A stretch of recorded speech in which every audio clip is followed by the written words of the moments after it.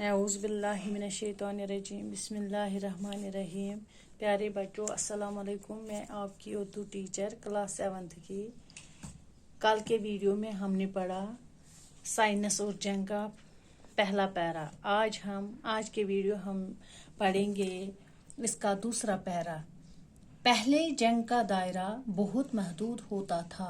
अब दुनिया के मुख्तलिफ ममालिक के फासले मिट चुके हैं। एक मुल्क की लड़ाई का असर दुनिया के दूसरे ममालिक पर भी पड़ता है। इसलिए आज जब कोई जंग छिड़ती है तो इसकी आग दो ममालिक के दरमियान ही नहीं रहती, बल्कि दुनिया को अपनी लपेट में ले लेती है। अब जंग के मोर्चे सिर्फ मैदान में नहीं बल्कि हवा और पानी में भी कायम होते हैं। पहले जंग की तबाहकारी और बर्बादी मैदानी जंग या मुखालिफ ममालिक की सरहद पर होती थी, लेकिन साइंस के बनाए हुए मुहलिक हथियार बेगुनाह आवाम के घरों, मस्जिदों, मंदिरों, स्कूलों और अस्पतालों को भी अपनी लपेट में ले लेते हैं। पहले जंग का दायरा बहुत महदूद होता था, यानी जब पहल लोग जंग लड़ते थे, दो ममालिक जंग लड़ते थे, तो जो जंग का दायरा होता है वो महदूद होता था। अब दुनिया के मुख्तलिफ ममालिक के फासले मिट चुके हैं। एक मुल्क की लड़ाई का असर दुनिया के दूसरे ममालिक पर भी पड़ता है। अगर हिंदुस्तान की लड़ाई और पाकिस्तान की लड़ाई हो, उसका असर चीन पर भी होगा, अफगानिस्तान पर भी होगा और बांग्लादेश पर भी होगा। ऐसे हथियार साइंस ने ऐसे हथियार तैयार किए हैं जिनका असर सारी दुनिया पर पड़ता है।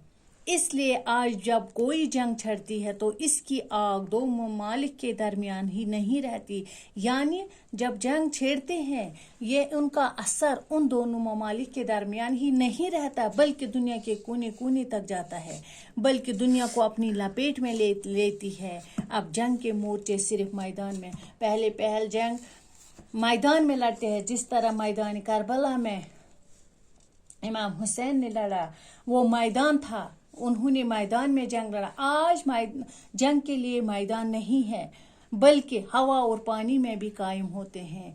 यानी ऐसे मिसाइल डालते हैं, पेपर गैस डालते हैं जो हवा में मिलते हैं और पानी में भी मिलते हैं।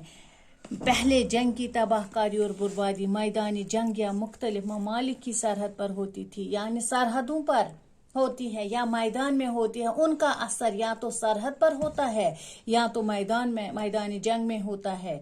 लेकिन साइंस के बनाए हुए मुहल्लिक हथियार बेगुनाह आवाम के घरों, मस्जिदों, मंदिरों, स्कूलों और अस्पतालों को भी अपनी लपेट में ले लेते हैं।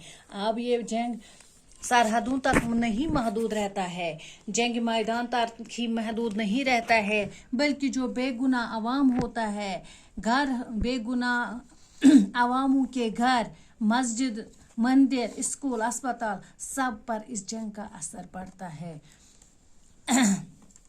यानी अब वो पहल जो जंग लड़ते हैं, अब ऐसे तरीके से जंग नहीं लड़ते, इन हथियारों से नहीं लड़ते हैं। आज साइंस ने मुहल्लिक हथियार बनाए हैं, उन्हीं से जंग लड़ते हैं। बाकी वस्सलाम, अल्लाह हाफिज।